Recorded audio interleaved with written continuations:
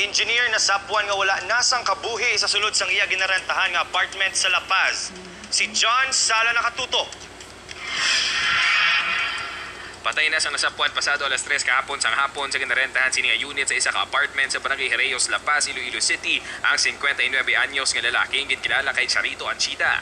Base sa investigasyon sa otoridad, natingalang iya kaupod sa unit nga wala ini nakagwa agod magpanyaga. Sang pilit na nga ginbuksan ng iya kwarto, didto na sapwan ini nga patay na. Nag-obra bilang engineer si Anchita kag pangayaw lang sa lugar. Suno sa boss ni kag kaingod man sang unit sa nasambit nga apartment, wala man inisang may nabatian nga kamo o kung nagapangayo sang bulig antes na sapwan si Anchita. Mukha na nga kami na-shock tanan kay way beyond expectation wala nga golpe lang daw muran.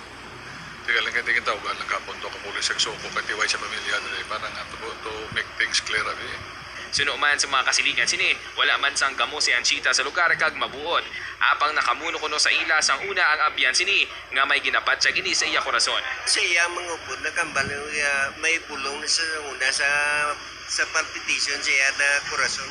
Wala man sang may nakita nga pila sa anuman nga parte sa lawas ni Anchita. Padayon pang investigasyon sa kapulisan kaangot sa iya kamatayon. Upuod kay si Lido Linduque, John Sala, One Western Visayas.